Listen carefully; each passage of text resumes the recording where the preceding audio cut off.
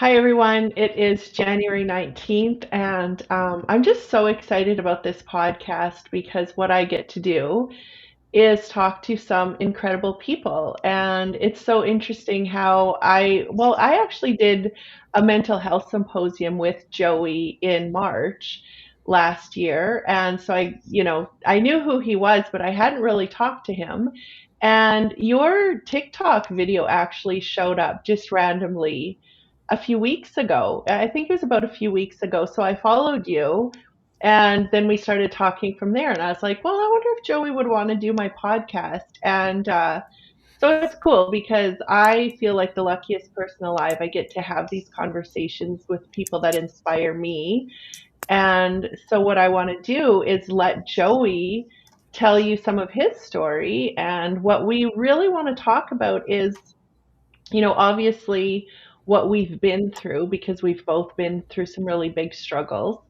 But what I think is really important is for us to share with people that, even though we've overcome so much, that we're still dealing with things today. And, my goal is to share with people what works and what doesn't work so that people struggling can learn from the things that we're doing. And, sometimes we try things and they don't work, and we can share that as well. So, with that, I just want to welcome Joey and let him share some of his story with you. Mhm. Thank you, Chantelle.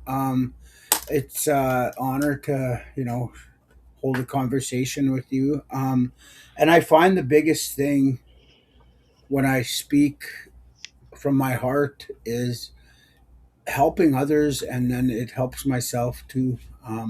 The things that I'm battling within. For myself, I'm 44 years old. Um, I just marked a little over 7 years of sobriety.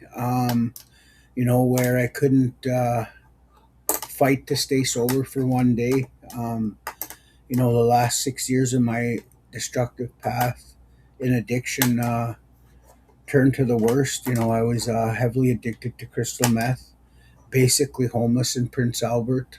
Um, didn't care if I died, didn't care if I hurt anybody. Was very, very selfish. And,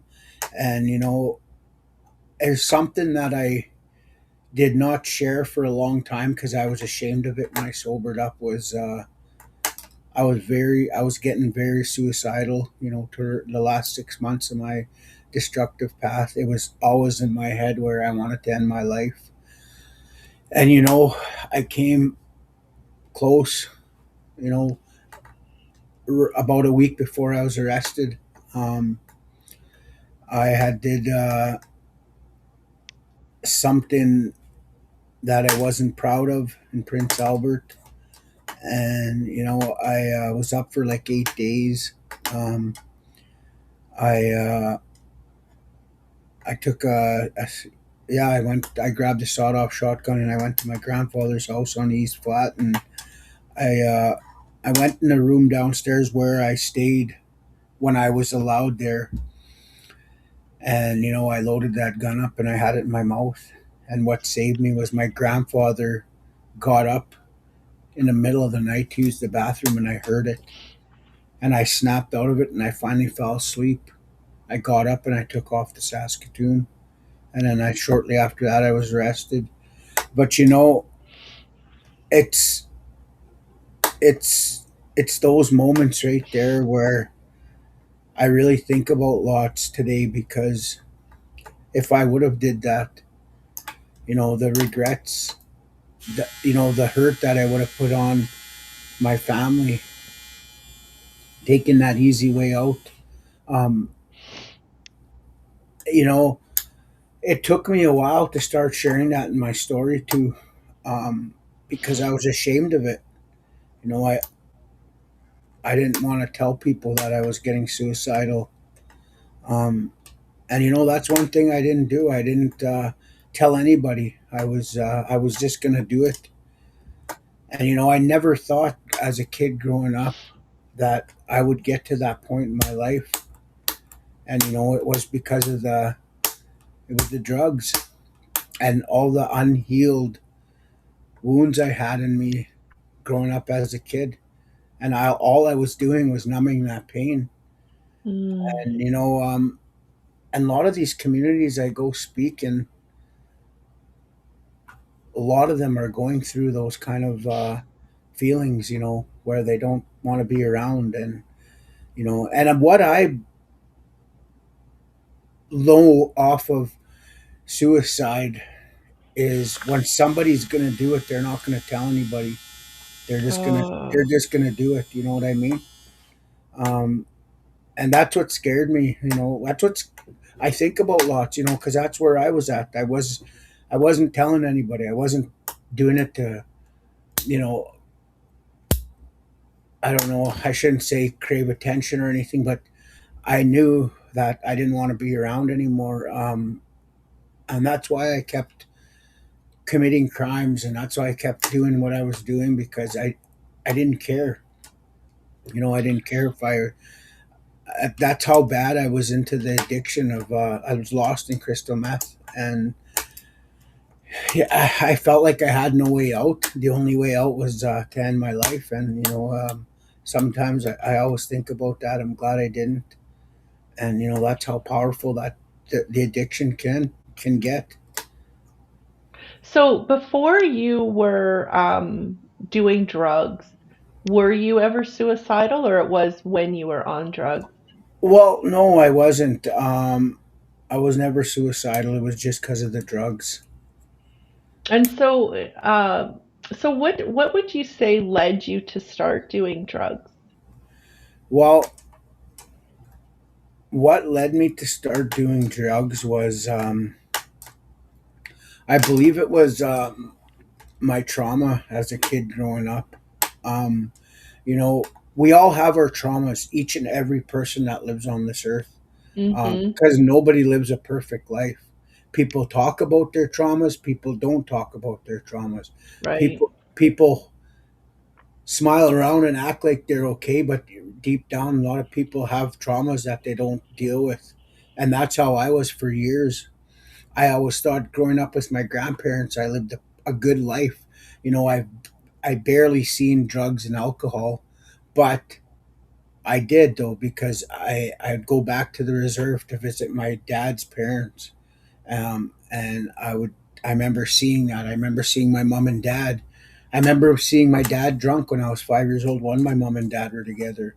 I remember seeing going to my auntie's, and I remember seeing them smoking up and her selling pills. And my grandpa that raised me didn't like me going there, but those were my families, and I liked to go there. And I used to see my auntie and uncles drinking and partying once in a while when I'd go visit my cousins.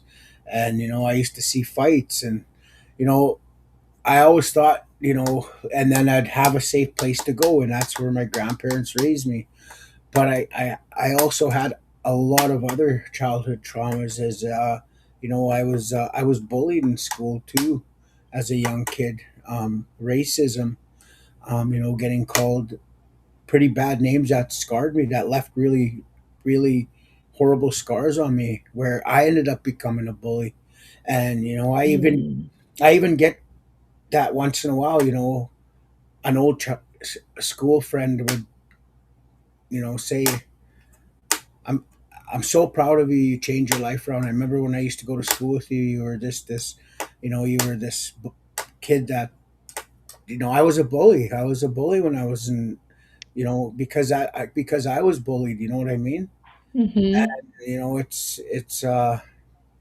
It's crazy because how much bullying can affect a person, getting bullied and then becoming a bully because you're thinking it's all right. And I think that goes along with a lot of other things too, being abused, thinking it's all right, and then abusing somebody else. It goes like that with Mm-hmm. a lot of things. And people seem to just a lot of people don't like talking about it because they think they're scared of the abuser, or they're scared of the that nobody's going to listen to them, or and for me, I held that in for a lot of years, and I ended up becoming a bully. And you know I I always share in my story about this, one boy that everybody used to bully, and you know, I it got to a point where that kid went to the school and told the principal that if I keep bullying him, that he's gonna go home and get his dad's gun and come to the school. And I got in serious trouble for that. And I didn't know that that boy was getting bullied at the rink. Well, we knew he was getting bullied. We didn't know that was bullying though. We thought it was all right. He Hmm. was getting bullied at school, at the rink, and then he'd go home and his dad would end up beating him up. And not long after that, um, his dad ended up committing suicide in his house. And that's what I tell kids. It doesn't. You don't know what other kids are going through at school. It's bullying is a serious issue to this day in a lot of communities. You know, um, Hmm. Aboriginal, white, wherever. It happens, and I think that's where a lot of trauma comes from kids too in school getting bullied, because all it takes is one bad word. A kid, they could be scarred. Yeah. And that's where I Well, think a lot of my addiction came from, is my childhood. Like, that's what drove me to addiction when I had a chance at 16 to do it. And when I did it, I ruined my hockey career, my education, and hmm. I did it for 21 years. And Wow. now that I sobered up, I realized I was just numbing that pain. So, that's such a good thing to say because so many people are still stuck in blame. It's their fault or even it's my fault. Like we blame ourselves or we blame other people. But what I continue, for the last 19 years, I've written books and I've spent so much time meditating and just asking the questions of like, why do we do the things that we do? Why do we feel the things that we feel? And what are we actually supposed to be doing? So it's kind of like I've had this idea of how can I deconstruct addictions? Like what is actually going on at the root? And that's exactly it, where we can either face it and walk through it and eventually free it, or we can do everything else that we do. Like, right? Yeah, well, like Chris Heron says, I watched a lot of his YouTube videos. We tend to worry about the last day, but we don't talk about the first day, and that's Mm, where the root cause came from. And that's what I myself, you know, um, when I go share my story, and over the past 6 years, I've noticed an impact with when I share about what that community is going through. If I can connect with them and let them feel that they're not alone, then that's a bigger impact than bragging about, oh, I did this, I did this, I did this, I got this, I got this. Yes, it's awesome to say stuff like that, your victories and stuff, but I think you got to talk more about what that community is going through. How can they get out of that cycle? What makes them feel that they're not alone?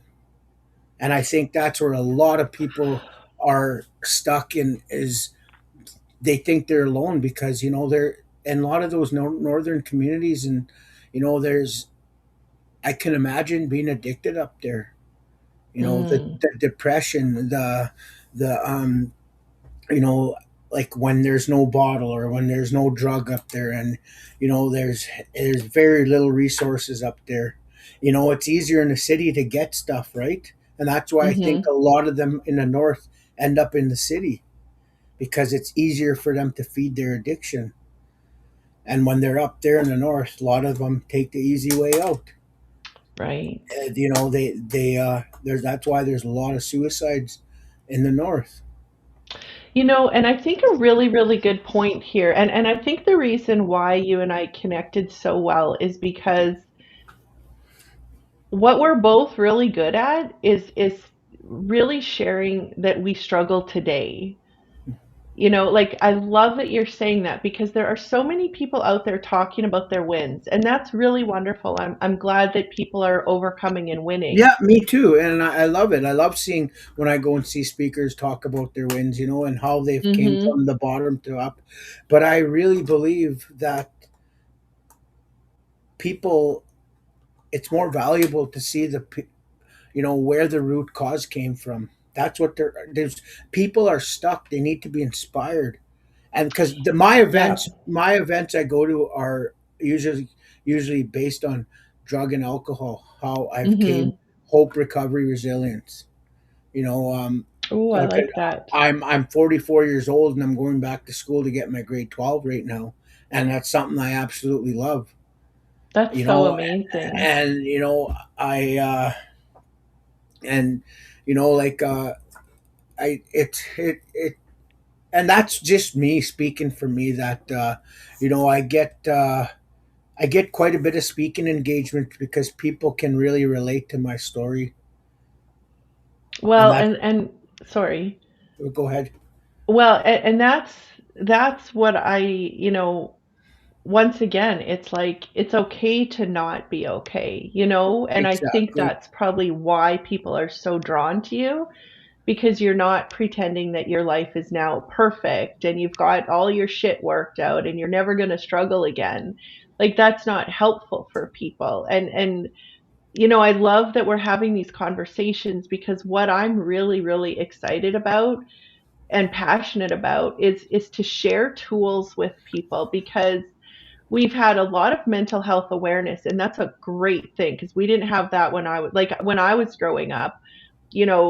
I would say more in my adult years, I was very suicidal. I was cutting myself. Like I had a lot of really severe mental. I actually went to a therapist, and when she did my intake form, this was when I was about 22, 23 maybe. When she did my intake form, she said that in her 35-year career, my thoughts were the most crazy that she's ever seen. So I've come from like holy shit, like really low, severe depression, severe anxiety, like I said. So that's why mental health to me is such a big deal because I struggled with it for so many years. Yeah. And interestingly enough, I actually feel like me getting cancer and having to go through treatment so many times helped me heal Hmm. because I had the time to connect to a higher power, to really do my work, to really feel like I was dying, to see the beauty in every breath. And those years are actually what helped me heal because that's when I spent time every single day in meditation, asking, questions of the higher power and feeling guided and led and eventually healed. So that's why, mental health is such a big thing for me because I know how it is to be on the floor in the bathroom praying to die and Hmm. having the bottle of pills in your hand. Like I know that. And that's why what I have found is through meditation, like everybody's going to have a different tool, Hmm. but for me it certainly is like number 1 speaking openly and honestly about our struggles like you said. Not everybody's going to speak about it on a stage or a podcast, but if you have a friend, if you have a journal, the higher power, Hmm. a therapist, like we need to get that shit out Hmm. because our thoughts are just running and running and running and we're believing them. But when we stop and actually ask ourselves, like, what am I believing? Because our thoughts generate our emotions, we wouldn't have emotions if we didn't have our thoughts. Hmm. So when we start to like, oh, well, what am I believing? Well, wait a minute, is that even true? No, because 98% of our thoughts actually come from our programs from our past. So we're believing things that aren't even true.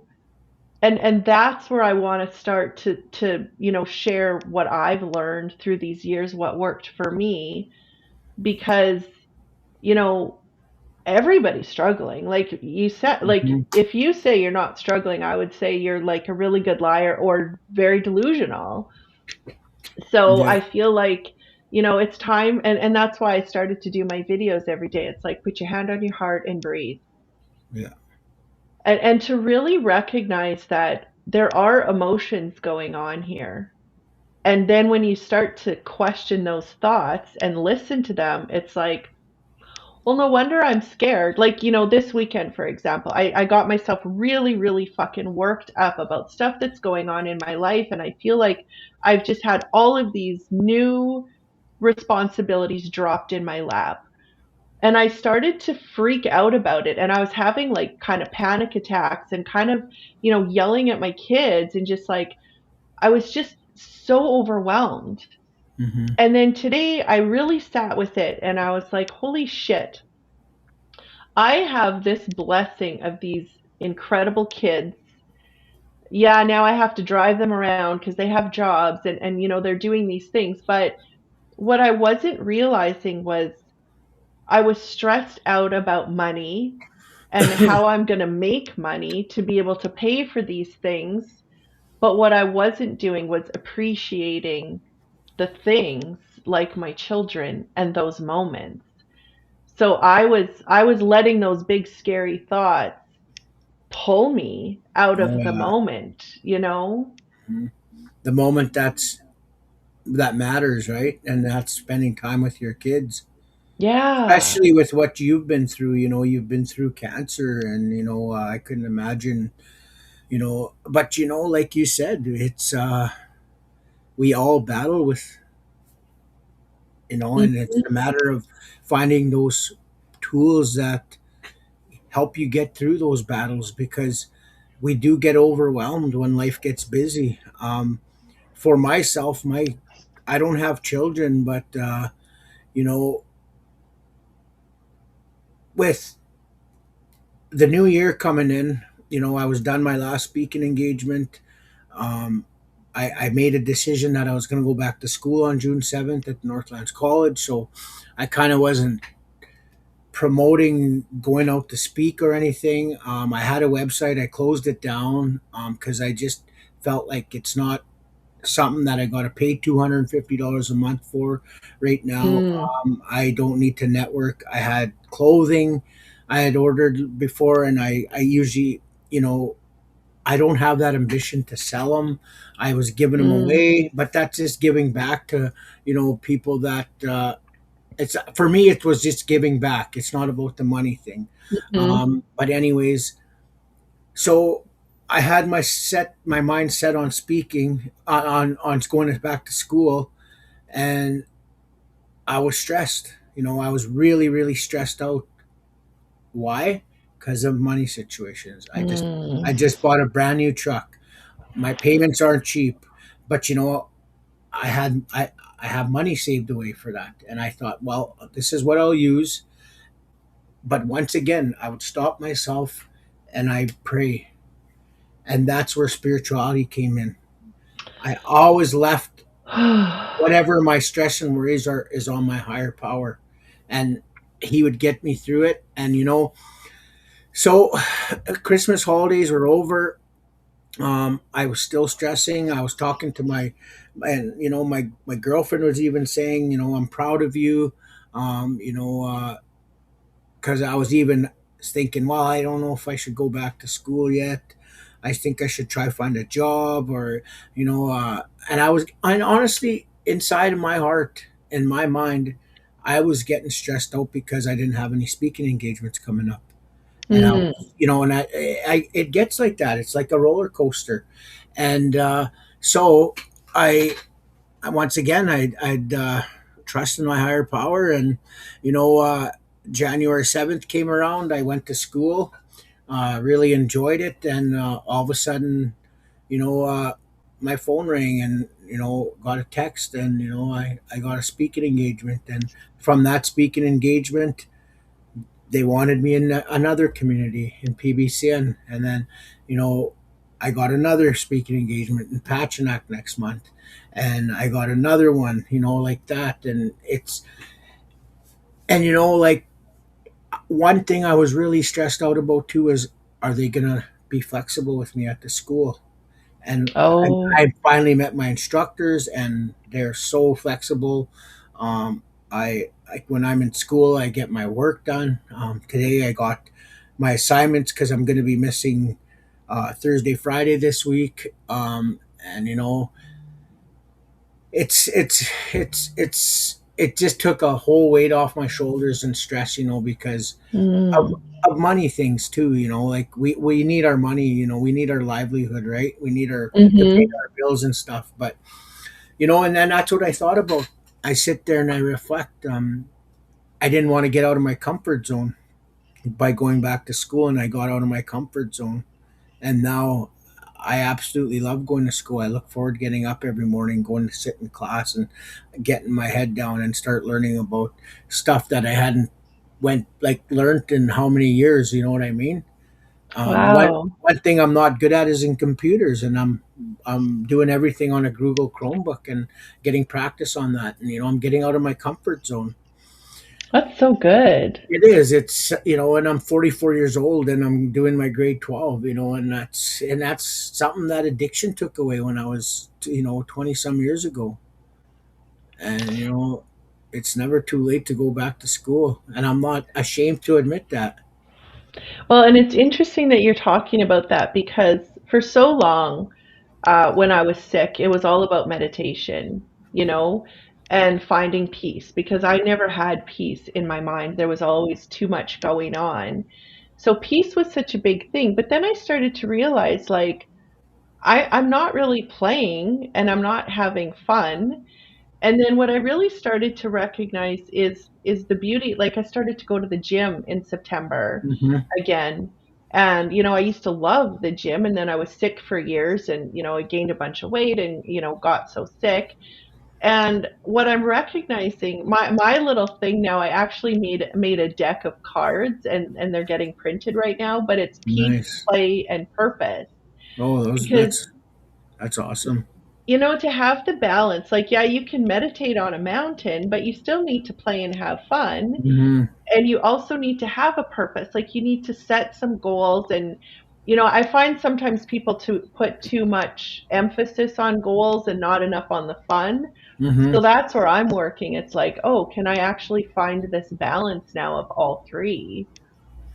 So Awesome. going to school, like that's like really super that Oh, you're doing like that. you just said, balance. It just set a balance with in my life, you know, um, Wow. and and and for them to be flexible with the things Mm, that for my livelihood, it was just yeah. it's and like once again, Creator God, works His magic in our lives. If, as long as we stay on that clean path and that journey we're on, He'll look after you.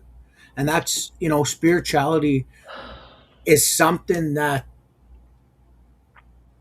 is the main spirituality is the reason why I'm clean and sober to this day. If I wouldn't have got spiritual, I wouldn't be here right now. I bet you I'd be dead. Well, and that's That. okay. So that's a beautiful thing that I want to talk about because every time I've had a struggle, every time I've been on the floor, every time my life is falling apart, it's the spirit that shows up. It's like I see it as different things all the time. I call it, God the Father, God the Mother sometimes, but there's always something there that it's like I feel held, I feel safe, I feel loved, I feel guided, and it's always shown up. It's Hmm. always shown up. Yeah. So I read something really interesting about when you were in jail.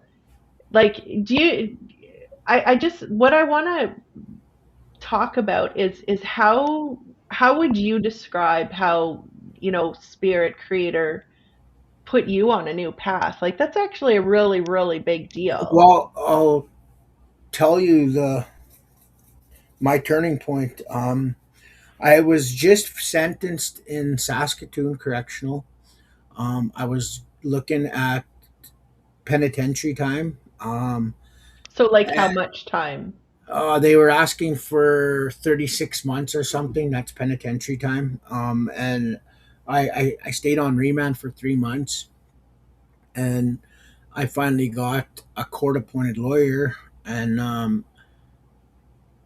they finally reduced it down to 18 months, and that's provincial time. And I took it right away. And so when I was in Saskatoon, I went to court, got sentenced, and it just took a big thing off my shoulders because I knew a date when I was going to get out. Because it's it's not scary, but it's a different feeling when you don't know when you're going to get out of jail.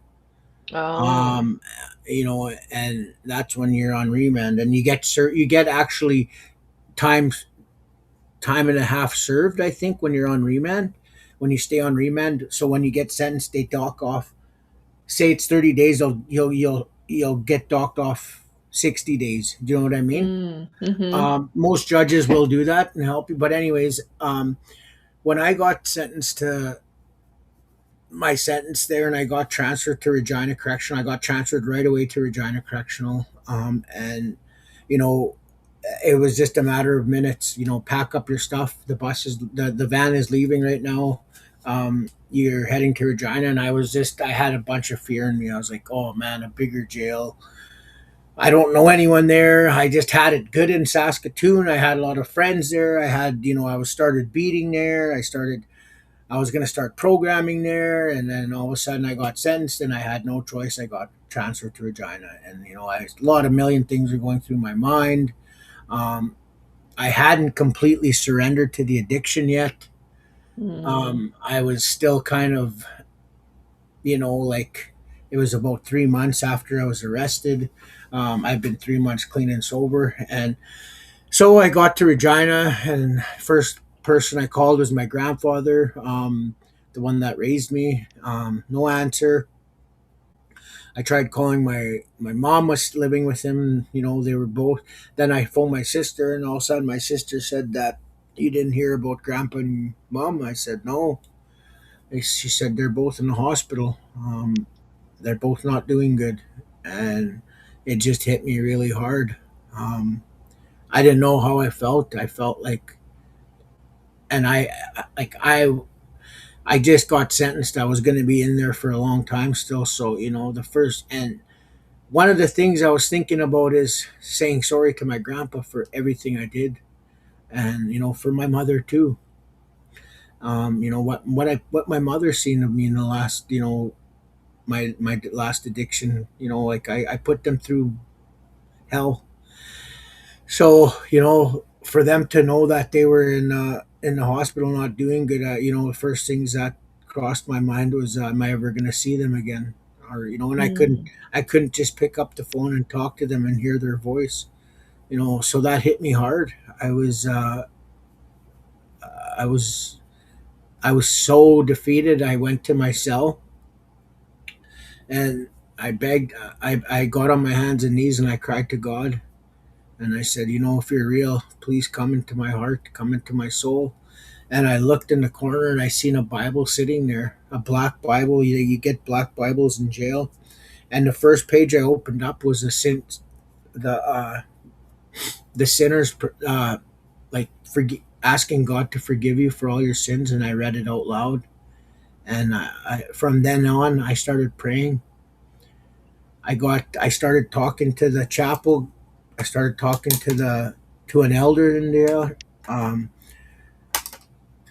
I made it a routine when I'd get up in the morning. I'd pray. I was even reading the Bible because it was an easy to read Bible. I could understand the reading, Mm. and Mm-hmm. it started making sense to me about why I ended up in jail, why God gave me another chance Mm. to live. And like the praying was so powerful, where I was praying for my mom and my grandpa, and all of a sudden they both pulled through. And I Wow. and I believe it was because of my prayers and how close I got to God. And for me, God and Creator are the same in my life. And that's one Mm-hmm. thing. That's one thing my Kuka Mouse told me is never criticize anybody what they believe in. You can believe in what you want, my boy. and I'll always go by that because God and Creator are the same in my heart. And I was going to church and I was going to ceremony, and some people don't agree with that. Some people say you got to pick one or the other, or it'll never work. That's For me, that's a lie because look at me to this day. I'm still clean and sober. I think that's so important because I feel like so many people fight over what God is, and it's like, what the heck? Like now we're separating ourselves by. Our God is our creator. That's what my kookum used to tell me. My boy, you can go to sweats. We are Aboriginals. You have a right to learn your culture, and that's ceremony, Mhm. sweat. But God made us. Right. God is our creator, and I believe that, and that's what's sticking in my heart till the day I die. And And I think it's. yeah, I will go to church once in a while, and I will go to ceremony. Mhm. And that's what's helping me to this day. And I think it's so beautiful because we should be able to do whatever we want. Like, Yeah, find and at the end of the day, what I really recognize is it's that feeling. exactly that powerful feeling, and that he takes away that anxiety, your fear, Mhm. your your stress. And when I get up in the morning and I miss my prayer and I miss my time with him, I don't feel right, and I end up having a very angry day, or I end up getting really irritated easy. When I spend time, which is just about every day, I get up super early. I'll turn on the TV, or I'll sit there by myself in silence and I'll pray. I'll just say sometimes a quick little prayer. I thank you, God, Creator. Thank you for another day, for the roof over my head, food to eat, and thank you for another day being clean and sober. I ask you for some prayers for my family, the ones that are struggling, the homeless. I believe you're going to be with me today and guide me through any kind of struggle that comes my way and give me strength. And simple prayers like that, it takes 2 3 minutes and it's done. And sometimes you can sit there like you meditated. You said, I sometimes I sit there and I know I'm sitting there with God and Creator. Mm. I know that you just got to sit there and listen and think. You know, and that's why I love mornings, early mornings, because it's so quiet. Mm.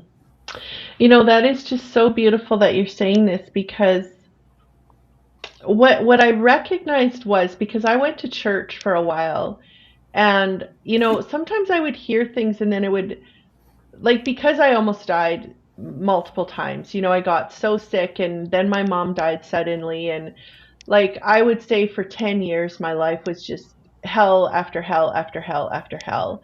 And so what I didn't like is people would say, ask and you will receive. And I'm like, but that's not fucking true because I've been on my knees praying for things and my life still falls the fuck apart. And it's like I would run from God because I didn't like what I was hearing.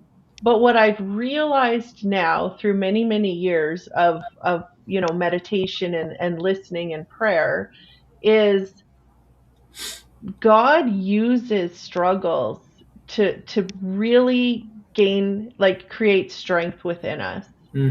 Exactly. So when we pray, it's not like we're praying away, you're never going to have a challenge because we pray. It's that no matter whatever happens, we're going to be okay through it. hmm And Exactly. that is my new foundation. It's like I started this new practice because I worry a lot about my kids. Oh my God, what if this happened? What if that happened?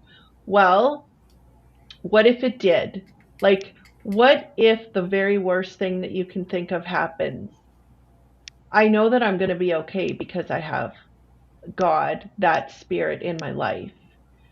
So I do the same as you. I every morning I imagine like the peace of God moving through my mind, the joy in my heart, and love I see it through my body and in my life. And then I see my kids being held, by, I call it the divine, I call it divine mother and father. So I imagine my kids being held, and my business being held, and my finances being held. And it, then at the end of the prayer, it's like, oh, wait a minute, I actually, there's nothing to worry about because I'm not in control of it anyway. Mm-hmm. So it's Exactly. it's like then we get to go through our days knowing that no matter what happens, we're okay. So how can we ever not be okay? Like, Mm-hmm. right? Mm-hmm. Exactly. Like, yeah, I could go on and on and on about spirituality too. It's something that found it gave me a new way to live. And I'm far from perfect, but getting up and asking for help, and I know, and having faith, that faith that he is helping me Mm, is a big thing too. Trusting in him. yeah. I find faith is it's probably one of the most important things, but sometimes one of the hardest things. Yeah, exactly. And hope. You know, Yeah, we uh we need to know that there's hope. right. When I was into my addictions towards, the last month of my addictions, I had no hope. Uh, That's when I had that suicidal attempt there that I didn't talk about for wow, a long time, probably 3 or 4 years. But it was always lingering in my mind. I When think it's so, oh, sorry. go ahead, go ahead.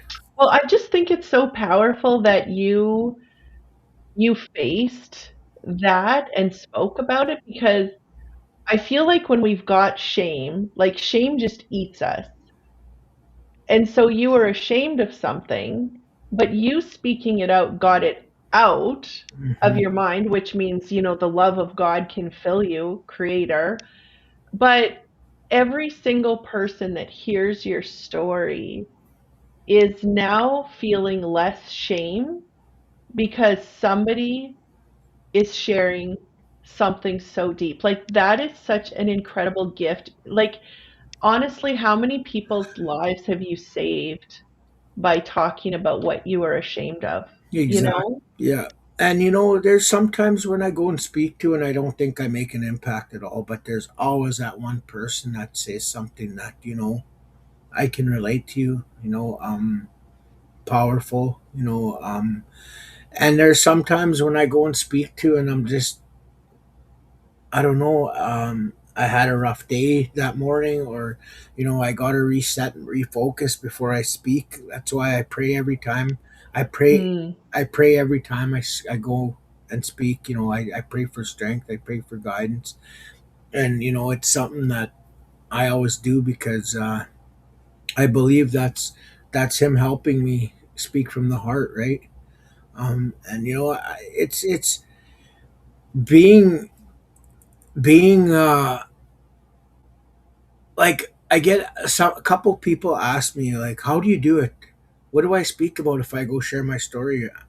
Do I write it down? And I said, well, for one thing, I said, you don't write it down. I said, you got to speak from your heart. Well, Mm. what do I say? And I say, well, I don't pray about it. And if you have to, write down little pointers, introduction, Mhm. when your addiction started, stuff like that. And then as you get up there and speak, it all comes to you, especially when you're speaking from the heart. And I guarantee you, people like to hear you speak from the heart, not by reading stuff down. Do you feel like I because I've taught workshops for many years. I was sick for about 7 or 8 years, so I haven't been able to do the work that I was doing, but now I'm starting to get back into it. Do you feel like when you're speaking from your heart, it's really actually just spirit coming through you? Yes, yeah, it's just a flow. Um, Yeah. it's like I was this one time last year around this time exactly, not exactly, but around this time last year, I went to this conference in Meadow Lake Tribal Council at Prairieland Park, and I had my laptop there. I had everything ready. I was gonna go on a PowerPoint, not a PowerPoint. It's a slideshow. I show pictures of my kind of my life, and I seen that it was going to take a lot of work to get it set up, and I was on stage in half an hour, and for some odd reason I didn't want to ask if I can use my PowerPoint. I just thought, well, I'm just going to speak from my heart, and I was really really nervous.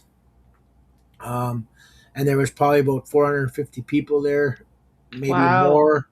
And I went into the bathroom, and I sat in it, like I got on the toilet there. I just I prayed, and I just asked for strength, for guidance. And I sat down again, went over to the front there, sat down, and a lot of things were running through my mind. What am I going to say? What am I going to?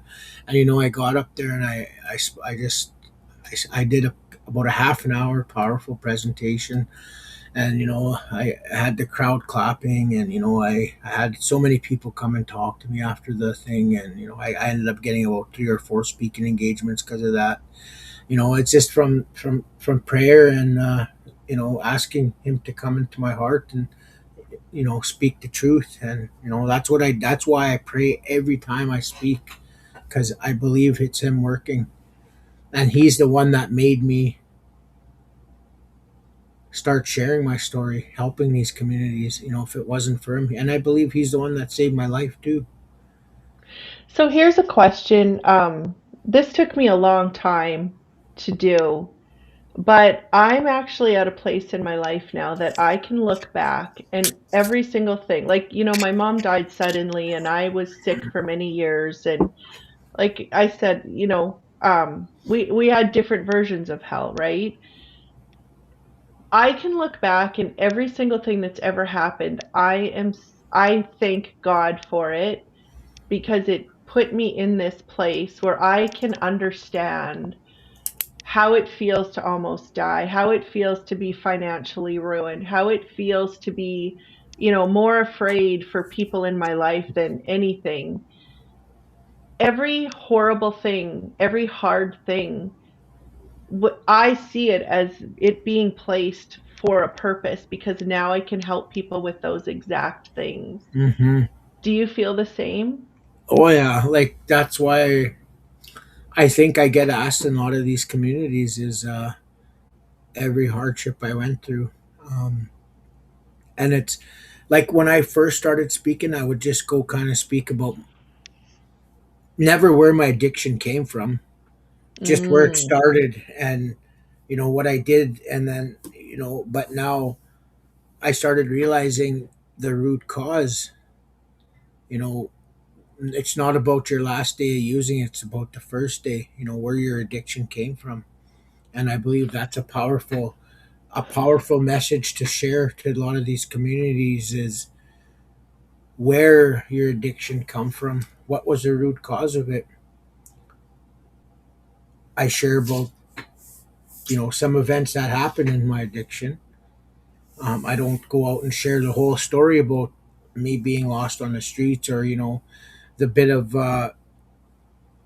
you know the hardships I had, and the bad things I did to people. I share some, I do share some, and mhm, it makes people, I was told lots that, eh, I got very emotional, and, you made me cry. Like, and I said, like, because they can relate. They went through the same thing, mhm. and that's healing, right? That's a part of healing. And then to come talk to me and tell me that is, and that's why I tell them, that's why I'm here. I just want you guys to know that you're not alone. And Well, there. Go ahead. one thing I heard that I just find is so powerful is like hurt people, and hurt people hate people. But, like we're so many people are so they're so interested in blaming someone. Like, oh, okay, well, you're a criminal, so you're not worth my time, and you're this, and you're a piece of shit, and you did this, so fuck you. But it's like, wait a minute, we all have fucking trauma. And if we can start to love every single person, like it's such a more powerful place to be. Why are we dividing? Why are we blaming? Like we all have the trauma. So let's get together and admit that we're all in pain. So you took it out on other people in different ways, but you know, other like moms, I used to be a real screamer at my kids. So I'm screaming at my kids behind closed doors. You're doing stuff on the streets, but we're both, not dealing with our trauma. Exactly. So if we all start to deal with it, which means we face it and we feel it, then holy shit, we're actually doing something. We'll eventually free it. It's like the way I see it is we free little pieces at a time. We're not going to just heal overnight. I've been meditating for an hour a day for like since 2016. So I don't even know how many years that is. Yeah. I've been doing healing work for 19 years and I still have shit going on. Like I had a really tough weekend emotionally and mentally. So it's not like we're ever going to be perfect and healed and wonderful. Every single day, like you said, we wake up, we speak to creator, whatever it is we call it or see it as, Hmm. but it's to put everything in those hands and then listen. Like um, you know, I had a cancer journey and I almost died. And then I was diagnosed with severe depression and severe anxiety. So I moved to a tiny cabin because I couldn't afford the house that I lived in. But being in that tiny cabin, every single day I spent time meditating and listening because I needed to heal. I was so broken and obviously had PTSD as well. Hmm. Um, but it was a few years that I was at this tiny little cabin. And one day through my meditation, I heard this voice say, go and check your breast in the mirror. And I was like, that is the weirdest thing I've ever heard. Like what is going on here? And I, didn't think much of it. And the next day it's like, go to the doctor. And so I ended up going to the doctor and found out that I had triple negative breast cancer and it was very fast moving and aggressive. Wow. So had I not been listening, I would have been dead, because my tumor doubled in size within a month. Like that's how aggressive it was. So, like it's not only for strength, it's literally we give life changing, life saving guidance from the power. Like, Exactly. Exactly. And like you said, if you didn't listen, you probably wouldn't be here. yeah. And that's very powerful. Thank you for sharing that with me. Oh, and it humbles me because, you know, you've been through a lot and you're still sitting here. And, I give you credit so much for trying to help other people out. And, a lot of people don't want to share stuff like that. And everybody's different. I'm a person that likes to share as well as like how you are. Hope, Mhm. hoping to help another person that is struggling. I just I feel like, and I don't know the answer to this, but I feel like we went through our own trenches, and it feels like something was placed in my heart. Like, every time I was at the cancer clinic, I was very lucky. Like I got very, very sick, but there was always somebody sicker beside me. Yeah. And my thought always was, if I survive, I'm going to do something to help these people. I never knew what it was, and I'm still not completely sure, but I feel like I'm starting to find out what my mission is. And it's more like to share. The struggle is real. Like let's talk about our struggles. Yeah. Everybody can benefit from talking about it, and to just not, like you said, not feel like you're alone no matter Mhm. where you are. Yeah. And And I just want to, oh, sorry. no, you go ahead. Well, I wanted to share like how powerful it is for you to be doing what you're doing. Because honestly, for me, I never struggled with drug addiction. I would say that I probably was an alcoholic for years of my life without recognizing it.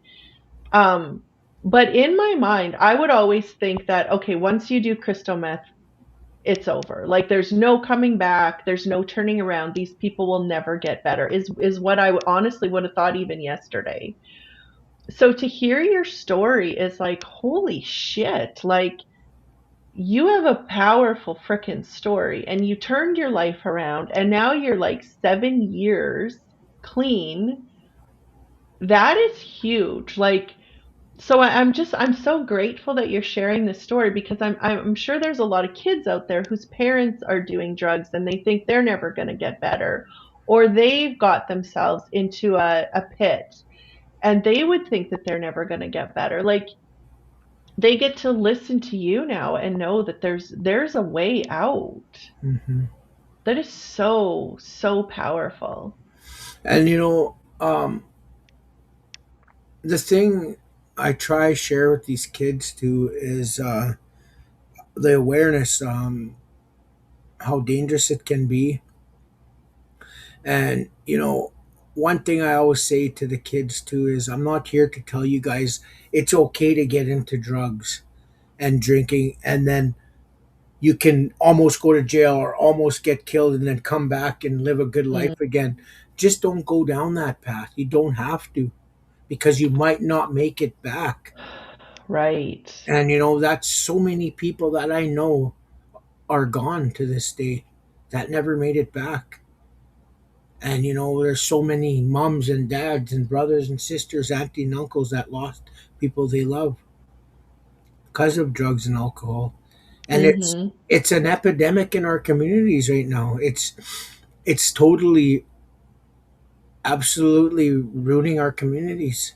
Meth, fentanyl, drugs, coke, crack, um, pills, you know, and it's something that I've heard a couple leaders that say you're never going to beat it.